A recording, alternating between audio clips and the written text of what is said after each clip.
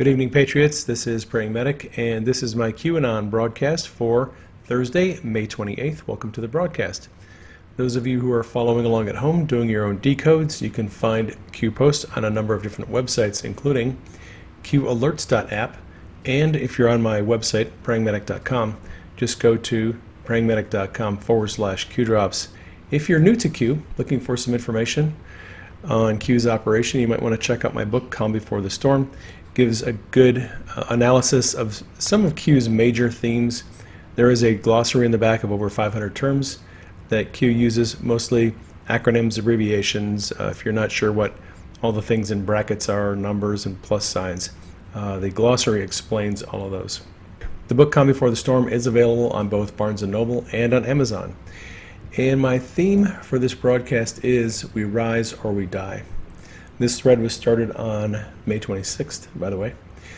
Catherine Herridge tweeted out Rick Grenell, he was acting Director of National Intelligence, his response to Mark Warner's concerns about Obamagate documents being declassified and made public. And in this document, Rick Grenell highlights an executive order 13526, section 1.7. He says, I'll remind you that this order makes clear in section 1.7 that in no case shall information continue to be maintained as classified or fail to be declassified in order to conceal violations of the law or prevent embarrassment to a person, organization, or agency. So One Big Sister retweeted Catherine Herridge, and then Q posted a link to her tweet and said, these people are stupid. There is a lot of information that is going to be declassified and made public. Grenell declassified a lot of documents that John Ratcliffe, he's the incoming Director of National Intelligence, he will probably make those public. And One Big Sister, this is her tweet here. She said, just like Q told us, this was a post by Q from September of 2018, where Q outlined that executive order that lists the reasons why information may or may not be declassified. And then we go to Lila Grace Rose. She was queued for a tweet about Planned Parenthood employees who swore under oath that they sold body parts and organs from aborted babies. And Q responded to that and said these people are sick. Indeed they are. All right, we have this post from Q. Flag, and Q writes D's Democrats in coordination with D and F in brackets. D and F usually indicate domestic and foreign when they're put together. F in brackets almost always indicates foreign. So Dems are in coordination with domestic and foreign assets. They've launched, as known, a full-scale insurgency attack against the people of the United States in an effort to regain power by any means necessary. All assets deployed. Current landscape is coordinated and deliberate events to impact rig presidential election, war. The future of our republic is at stake. Survival as a nation. We rise or we die. We, the people. Q. Insurgency, as General Flynn, famous words, our country was taken over by insurgents. But we are digital soldiers, and our battlefield is social media, and we can win this war if we do not give up. Q posted this some time ago. Stay together, be strong, get organized, be heard, fight the censorship. You, the people, have all the power. You simply forgot how to play. Together, you are invincible. They want you divided. They want you silenced. Make noise. We are with you. Make it rain. Q. And Anon said, we are in for one hell of a show. And Q reposted the Anon's comment. Then Q posted a link to a Washington Times article about a study that is about to be released, done in Australia, that saw manipulation of the coronavirus that is spreading throughout the world right now. Here's a little bit from this article.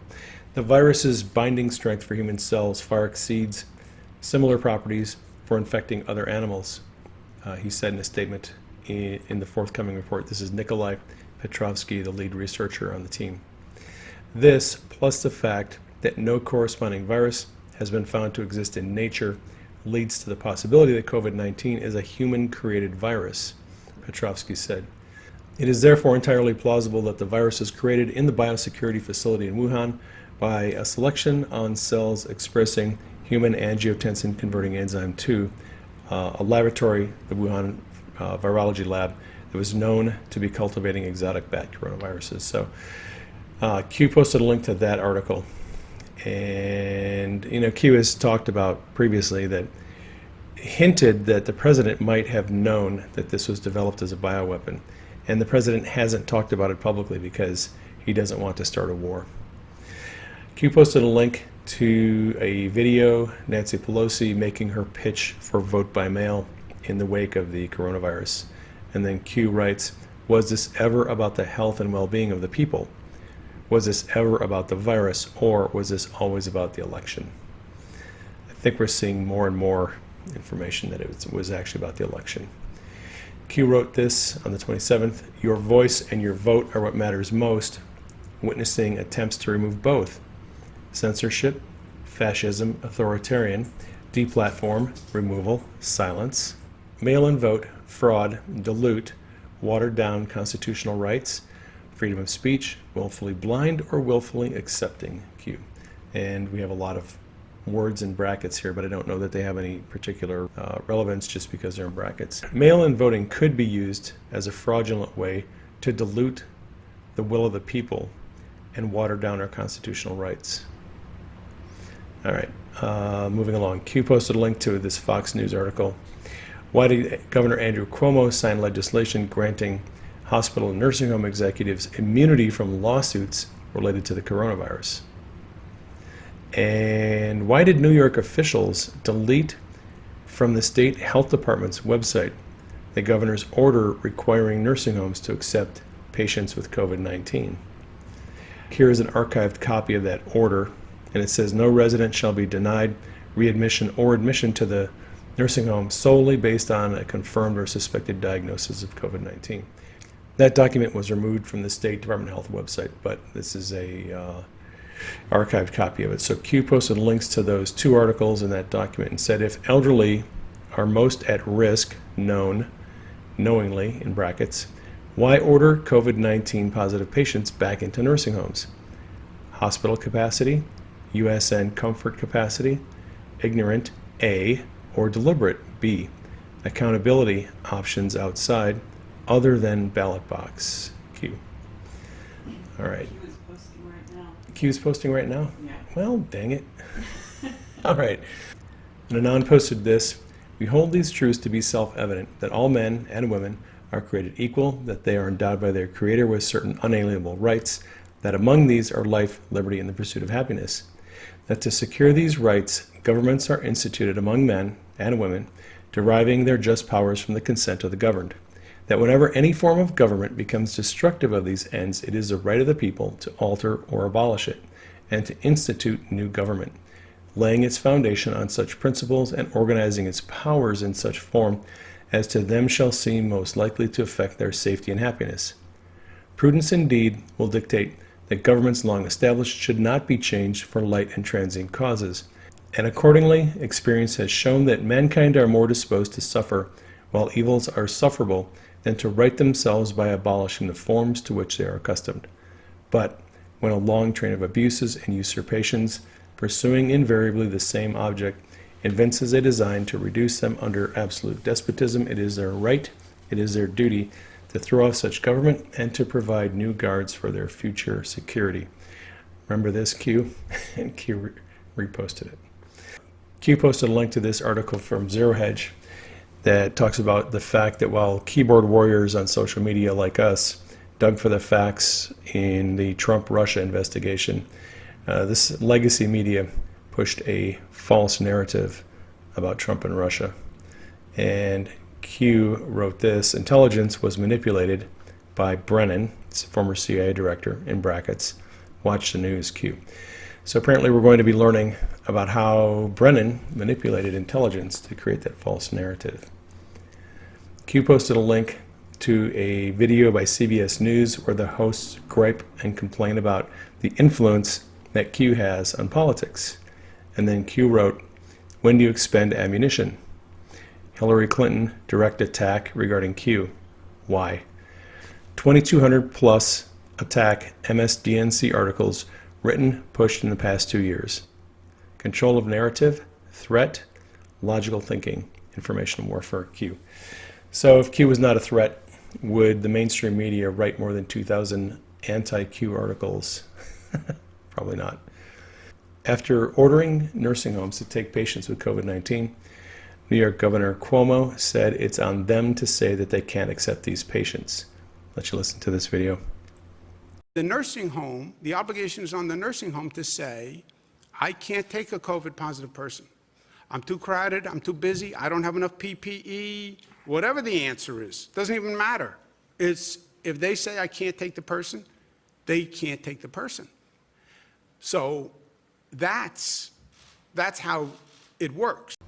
Q posted a link to this article on Breitbart. In Italy, 96% of the patients who died with COVID-19 had 2 or more severe comorbid factors.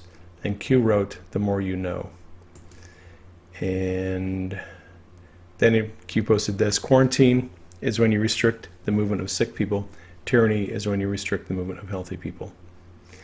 This morning, Q is posting on the UK board, and he got a welcome from all the UK Anons. UK Anons are digging into the governments and the cabinets of former prime ministers, because as Obamagate gets further down the road, it's going to probably implicate people in Australia and UK, so UK Anons are digging on that. This morning, Q posted a link to a Newsweek article and asked us to reconcile the fact that Japan, which is a nation of 126 million people, only had 850 deaths from COVID-19, and they had no lockdowns, while the US had more than 100,000 deaths, and we did have lockdowns in a number of states. Q posted a link to the article, USA versus Japan, reconcile, critical thinking, Q. And then posted this: USA total population, 328 million, COVID-19 deaths, 100,000 with lockdown. Japan total population, 126 million, and it's condensed because it's on an island. COVID-19 deaths on Japan, 850 with no lockdown. 2 + 2 = 5, Q.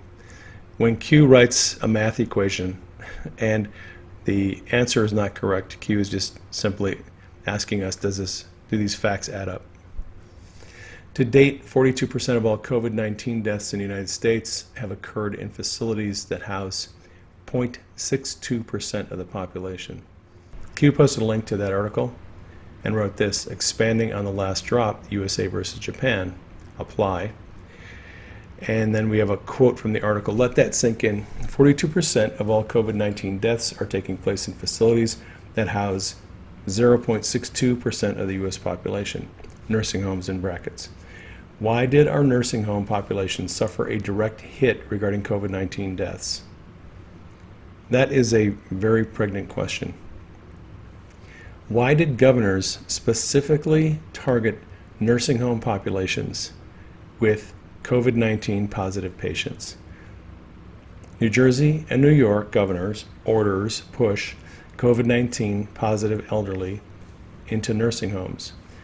U.S. Navy ship Comfort capacity, hospital capacity, right? So the Army Corps of Engineers built thousands of beds capacity at the Javits Center. They've got the ships.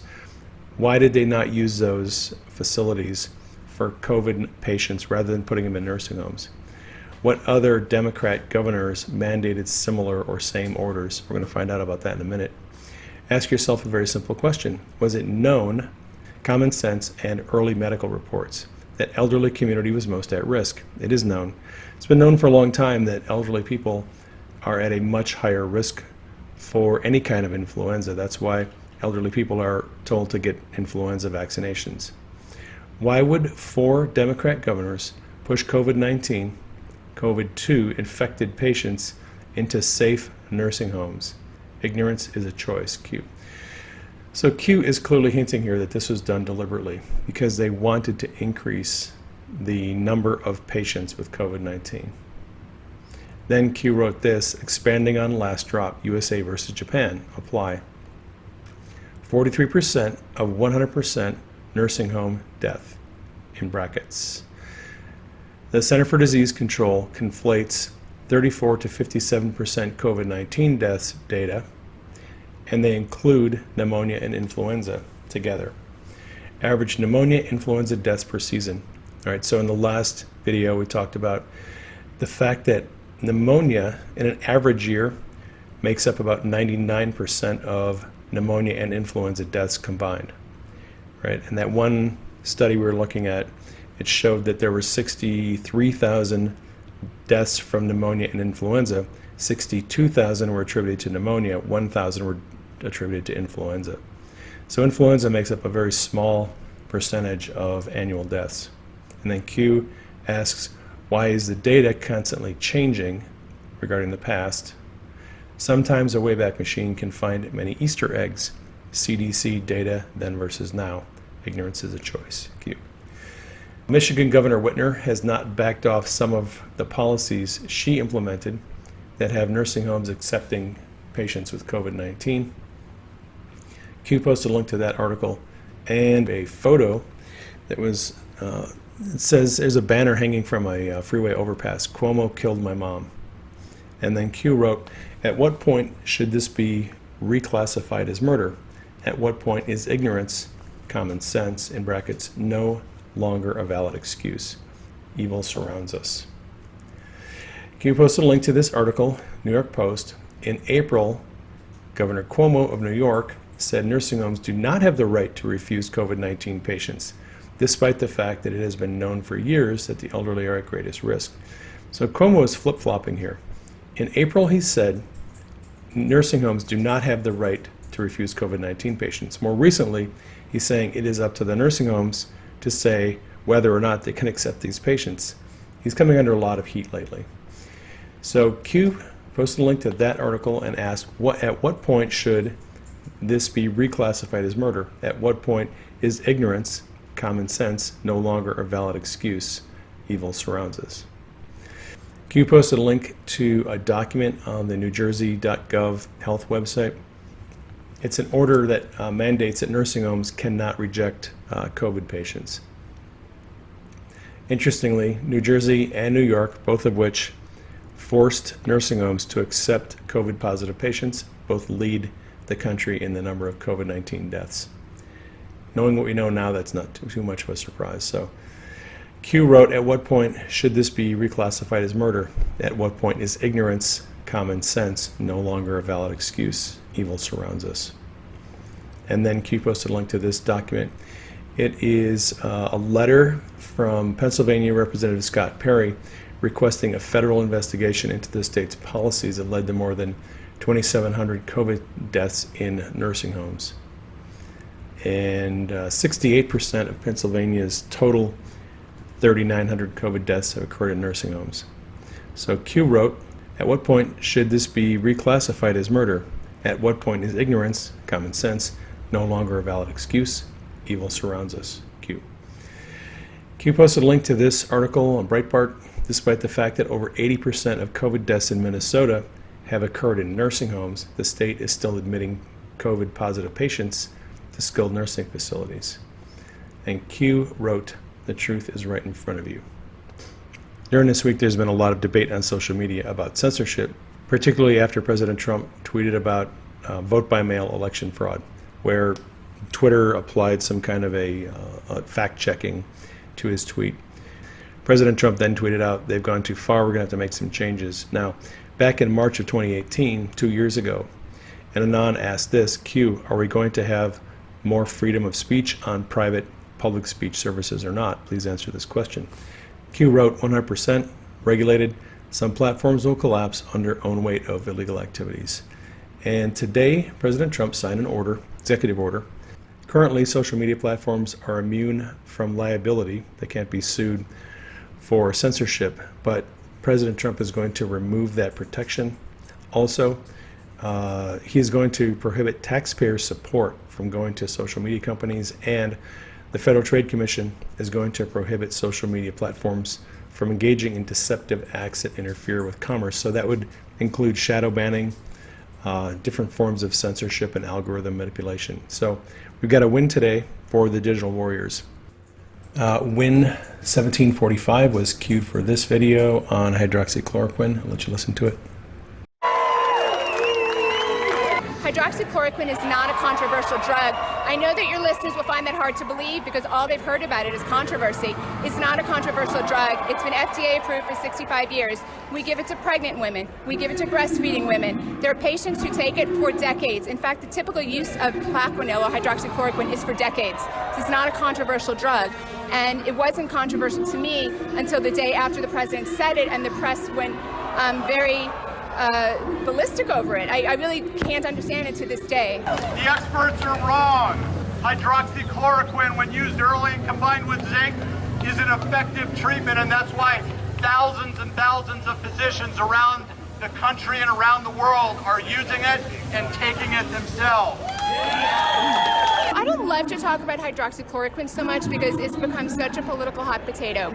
But one of the reasons, or maybe the main reason I started down this path, was the resistance I got when I prescribed hydroxychloroquine. You know, for me as a doctor, I'm there really only for the patient. It's not a two-way street. I am there for the patient. So when I had to prescribe hydroxychloroquine to a couple of patients, I did it. And the next day I got tremendous pushback.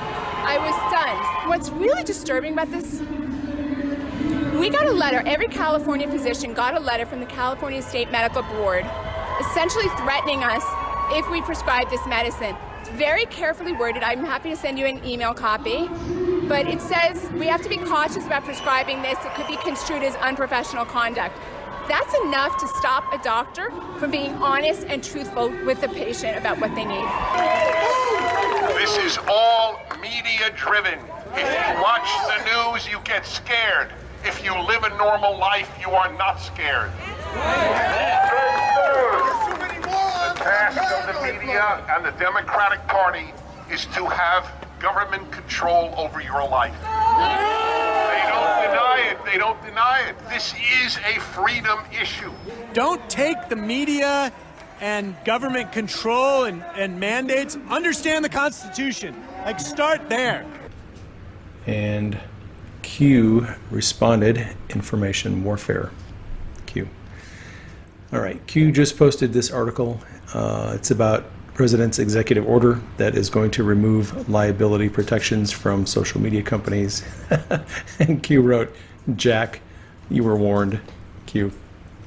Jack Dorsey, he was warned, but Dorsey, Zuckerberg, they're puppets who do what they're told. And there was little they could do to stop this from coming. So that gets us caught up to Q for today. Thank you all for sharing this on social media. If this broadcast has helped you, you might want to subscribe to my channel.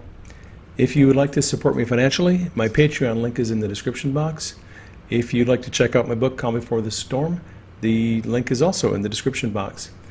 Thank you for keeping us in prayer. Please continue to keep me and Denise in prayer. Keep the president in prayer. Keep Q and the team in prayer. Love you all. Take care. I will catch you on the next broadcast.